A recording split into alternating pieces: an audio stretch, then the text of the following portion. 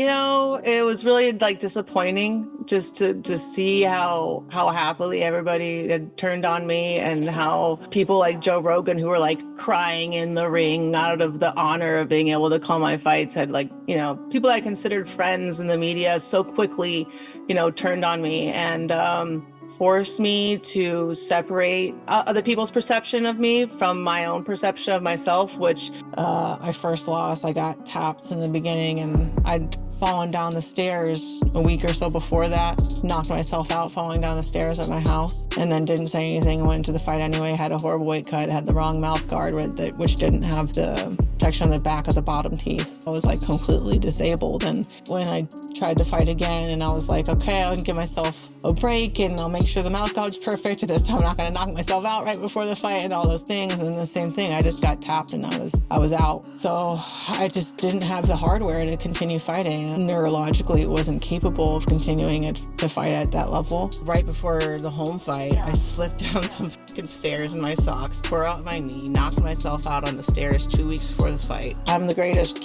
fighter that has ever lived, but when it got to a point where I'd just taken so much neurological damage that I couldn't take it anymore, suddenly everything that I accomplished meant nothing. And so then after that second fight, and I saw how all these people that I was coming back to fight for had suddenly turned against me, all of my appreciation for them turned into resentment. And I just didn't want to have anything to do with them anymore. I didn't want to do anything for them anymore because I gave them everything. Why is that? There's no humility, there's no humbleness. She doesn't compete as an MMA fighter anymore, yet still holds that same delusional mindset that she always did. In fact, it's grown being outside the sport. How often does she praise Holly Holm and Amanda Nunes for being able to do what they did? She talks more about these excuses, falling down a flight of stairs, not having the right mouth guard, having a bad weight cut. I woke up 10 minutes later than I usually do. We ran out of cereal in the morning. Like, these are all just excuses on top of other excuses, and she barely gives any praise to Holm and Nunes for defeating her. The first loss of her career. Of course, the fans are not going to be kissing up to her, and she had a problem with that. And for her second fight, she says she came back for us. She refused to do media for that fight. She refused to give interviews for us to hear her. What is she talking about? She did it for the people. She didn't want to talk to the people. I was there. I watched every single fight. I remember every single interview. I remember how much promotion she got over the champion, and she refused to talk to anybody leading up to the fight and then after for years. It's been 10 years and she's more delusional than ever. Somehow. 10 years ago, it was laughable how delusional and entitled she was. When she was fighting in MMA, she got booed out of the sport, went to the WWE with the same delusion and entitlement, got booed out of that as well, started to make books, got flamed there too, and now is on these different podcasts and shows. And she cannot understand, why do they think this about me? Why do they hate me? Why do they say these certain things about me? Well, it's not that people hate Ronda Rousey necessarily. There are definitely people that hate Ronda Rousey, but it's not that everybody hates Ronda Rousey. She just takes any criticism as hate. If it's negative, it's hate. She just did this with Joe Rogan. She was saying that Joe Rogan is someone who she thought of as a friend, but not anymore because of the stuff that he said about her. For those not in the know, you're probably thinking, what did Joe say about Ronda that she broke up her friendship over? Joe Rogan only said that he overhyped Ronda Rousey's skills.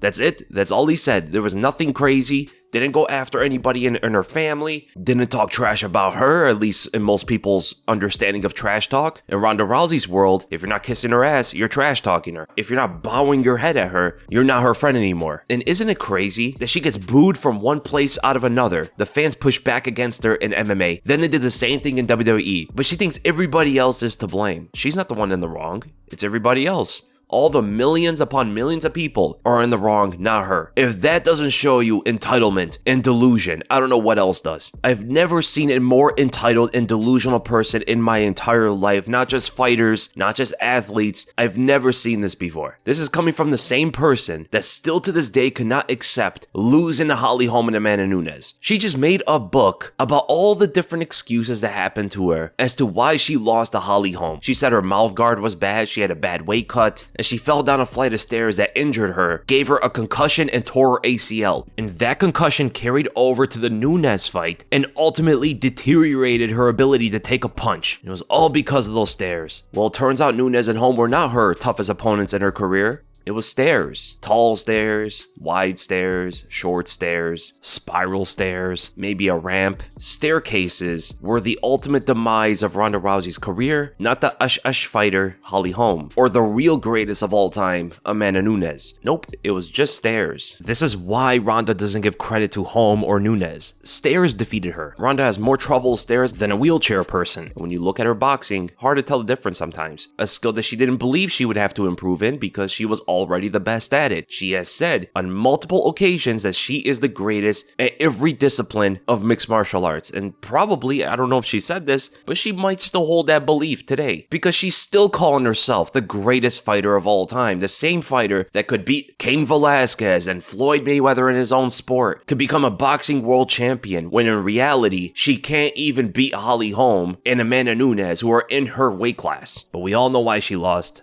Those darn stairs, man. But there's more controversy that just came out like yesterday about Ronda Rousey. Former UFC commentator Jamie Smith has just come out and said that even the other employees in the back, like the cameramen and such, all hate Ronda Rousey. None of them like her. He said when she got knocked out by Holly Holm, they were all cheering. They were all celebrating because that's how badly Ronda would treat him backstage. Ronda, if you are listening, people behind the scenes, camera people, audio people, the people you can push around and the people you can bully and the people you can talk down to, can't stand your fucking ass. Everybody behind the scenes that had to put a mic on Ronda Rousey couldn't stand her. I said, why? They said she was a bitch to us from the moment she sat down to the moment she got up. Like it's our fault she has to do this interview to hype something her next fight, and she's just miserable and she's mean to us and we can't stand her. They were cheering when she got knocked out. This is what I was told. Because those are the people you can be mean to and rude to. And they can't fight back. Those people couldn't stand Ronda Rousey. So don't sit here and tell me that you're the victim. When the poor guy sitting behind the camera who's doing his job gets shit on by you, or you're mean to the person asking you questions when we're hyping your fight, don't give me this victim shit.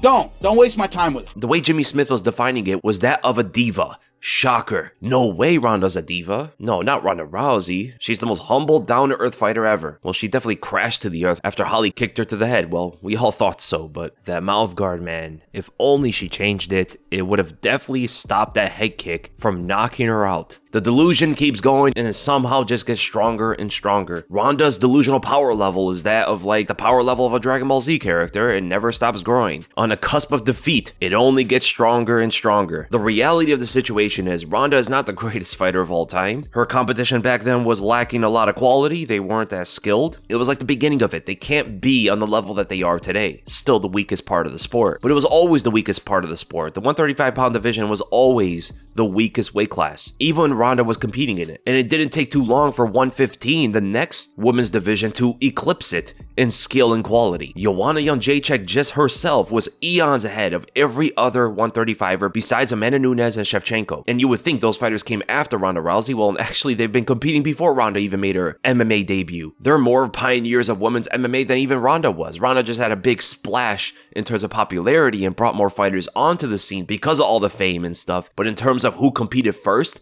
and who was doing the thing first, Nunes and Shevchenko were there before Ronda was. Shevchenko was fighting in like the early and mid 2000s. Ronda began in like 2009. And frankly, she thinks that all the fans just talk a lot of trash and, you know, they're against her and stuff like that. Well, that's not the truth. It's just that people are coming back to the realness of the situation. Joe Rogan was the same guy that said that he thinks that Ronda could beat 50% of the male bantamweights in the UFC. And she's like the greatest thing that ever happened to the sport. He was crying just interviewing her and stuff. That's delusion. Joe was calling her like an historical figure. It's an honor to be calling her fights. An interviewer watching her just walk out to the ring was just something magical. He was saying Ronda's boxing was so insane. He even said her boxing was ridiculously good. History. Everything was history with Ronda Rousey. Every fight was historic. Every pad work was historic. He was saying that Ronda's not a once-in-a-lifetime fighter. She's a once ever in human history. That delusion is definitely historic. Everything was a moment in time. Whenever Ronda took a step on God's green earth, every time. That's how Joe Rogan was about her. He was the biggest fanboy. He just was. He was the biggest fanboy of Ronda Rousey. But then after she lost twice, Joe had to rethink about everything. He's like, okay, maybe she's not that. Maybe she was good, specifically great at judo and great at getting an armbar, but I definitely overhyped it, which he did admit.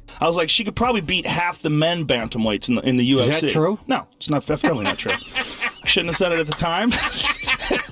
Now it's definitely not true. She could beat a few that aren't good outside the sport. Look, you took it all in. You looked around. I was like, wow, this is a crazy moment. Yeah, I never did. It was so emotional for me. That was the closest I've ever come to crying while I was I might cry now. When I was interviewing somebody, I really knew that I was like seeing history. You're in the middle of history. Knock that girl out like that, and then we're taking it all in. And it was so crazy at the same time. It was nuts. The whole thing was such a strange moment. There was a feeling in the air. But when Joe stopped glazing, Ronda had an issue with him, just like a cult leader has with their cult followers, in a sense. Not that she was running a cult, but that's kind of what was going on between her and Rogan. It was a one-man cult. But Ronda wants Joe Rogan and other people to still be like that, cater to her and kiss at her feet. But when people aren't doing it, she sees a problem with it. And it's funny, she's doing the same thing that she's claiming other people are doing to her. She's not giving any credit to her opponents that defeated her. She shows no humility whatsoever. She thinks nobody gives her credit. She's not giving much credit to Amanda Nunes and Holly Holm, who absolutely deserve it. So the next opponent Ronda has to prepare for are those flight of stairs, because it turns out they're the ones that ended her MMA career. And when Ronda says that she came back for us, she came back for the fans, she meant